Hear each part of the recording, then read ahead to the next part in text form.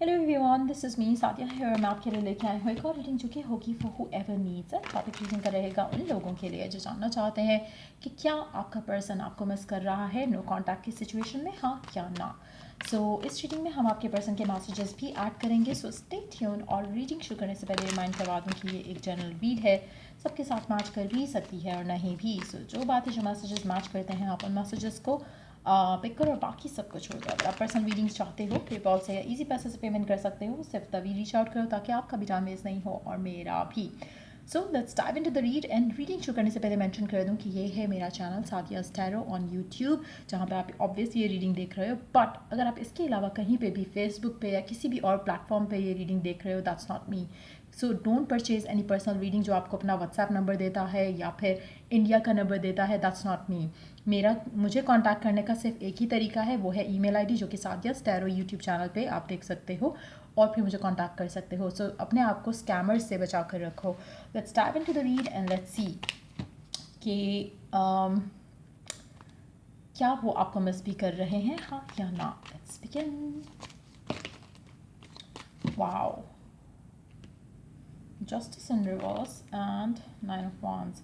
अच्छा, आपका पर्सन बहुत ज़्यादा बुक आया हुआ है राइट नाउ। जो भी पर्सन है आपका, उसको कहीं ना कहीं मुझे लगता है कि वो उसके साथ कुछ कुछ सिचुएशंस हो रही हैं जो कि उसको समझ नहीं आ रहा कि मेरे साथ ये क्यों हो रहा है।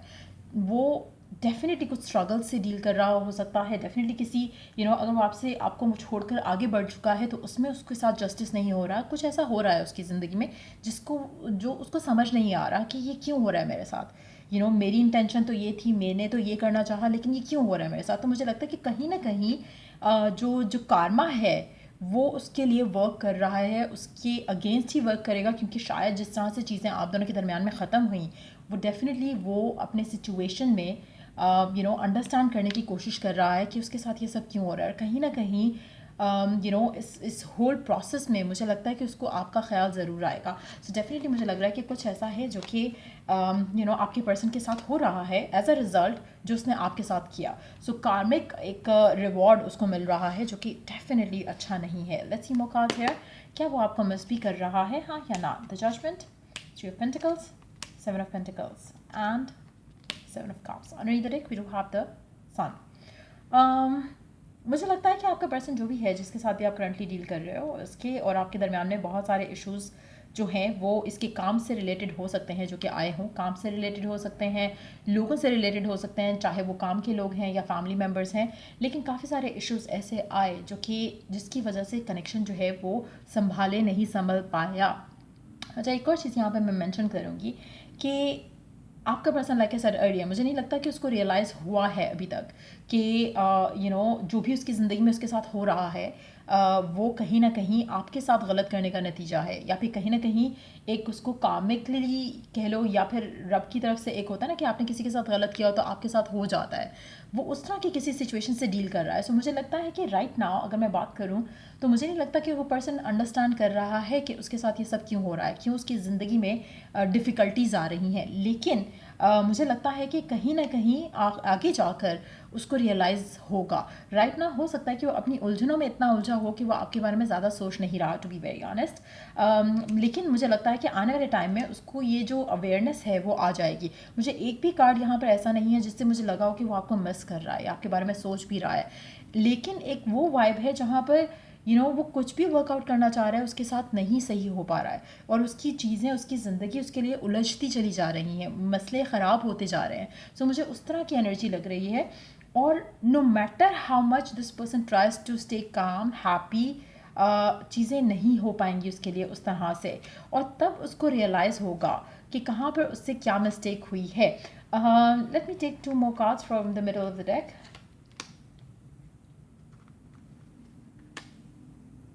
अच्छा, मुझे लगता है कि मेजॉरिटी लोगों के लिए जब आपका और आपके पर्सन की कम्युनिकेशन ख़त्म हुई है तो आपके पर्सन को लग रहा था कि वाओ परफेक्ट हो गया, अब मैं अपनी ज़िंदगी में आगे बढ़ सकता हूँ या अपनी ज़िंदगी को सुधार सकता हूँ, जैसे कि वो सुधारना चाहते होंगे। लेकिन जैसे जैसे चीज़ें आगे बढ़ी हैं उनको रियलाइज़ हुआ कि क्यों सब कुछ ख़राब हो रहा है। सो मुझे लगता है कि अब भी वो उस प्रोसेस से गुजर रहे हैं जहाँ पे उनकी ज़िंदगी जो है वो सुलझने की बजाय उलझ रही है।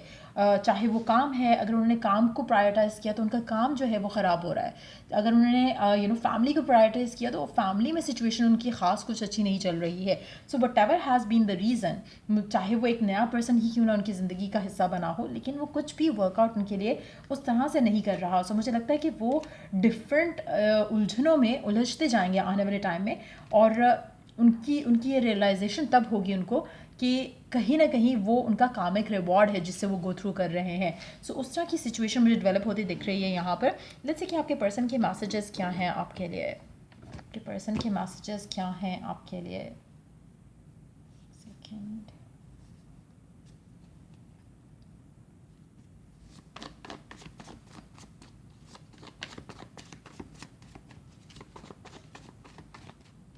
क्या कहना चाहता है आपका पर्सन आपको राइट नाउ।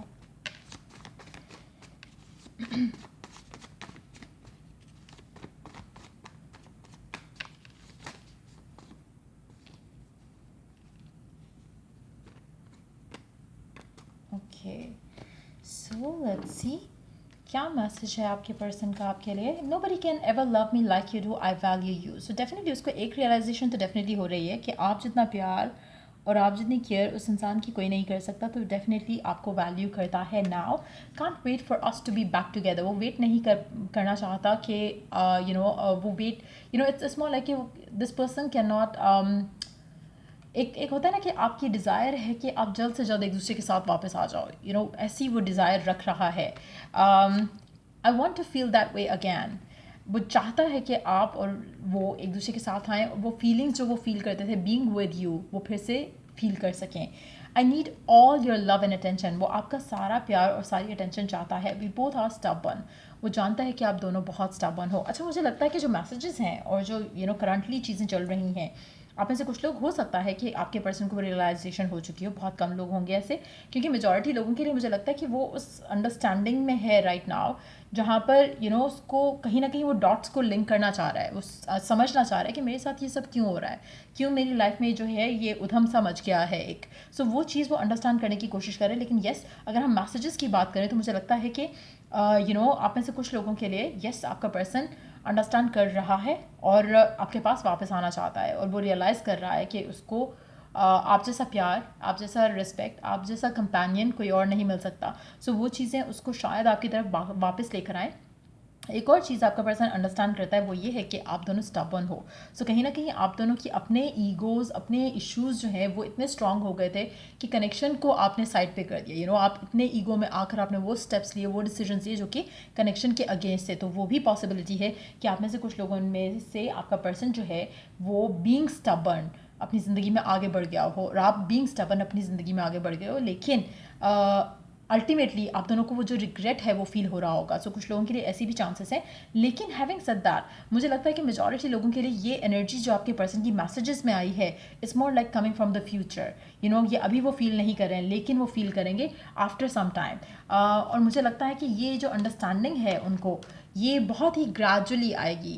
जैसे जैसे जैसे दिन गुजरेंगे, जैसे जैसे सिचुएशन की लाइफ में थोड़ी उलझेगी, तब उनको रियलाइज़ होगा कि क्या उनके लिए ज़्यादा खुशी का बायस था, क्या उनकी ज़िंदगी में ज़्यादा अबंडेंस फील कराता था उनको, वो उनका काम था, वो उनका सक्सेस था, या फिर आप थे और आपका प्यार था। ये अंडरस्टैंडिंग उनको with the passage of time जो है वो दिखेगी। लेट्स सी कि आपके लिए ओरेकल गाइडेंस क्या है गिवन सिचुएशन में, जहाँ पर आप लोग right now no contact situation में हो और जानना चाहते हो कि आपको क्या करना चाहिए या क्या नहीं करना चाहिए, ताकि आपका जो पैचअप है वो हो सके इस इंसान के साथ, और ये रियलाइज़ करके आपके पास वापस आए। Do not drink poison, do not do the things are bad for you. हर वो चीज़ जो आपको पता है ऑलरेडी कि आपके लिए गलत है, स्टॉप डूइंग दैट। चाहे वो नेगेटिव थाट प्रोसेस है, चाहे वो लैक ऑफ कॉन्फिडेंस है, चाहे वो हर दफ़ा पर्सन की तरफ रीच आउट करने का एक वे ऑफ डीलिंग है, स्टॉप डूइंग दैट। आपको पता है कि आपके लिए क्या करना गलत है, क्या करना सही है। मेक श्योर कि आप वो मिस्टेक्स नहीं करो जो आपने पास्ट में की। सो ये थी रीडिंग आप लोगों की। अगर आपको हेल्प किया हो, गाइड किया हो, तो लाइक शेयर सब्सक्राइब जरूर करो। Till I do the next reading आप लोगों के लिए। Take care, bye.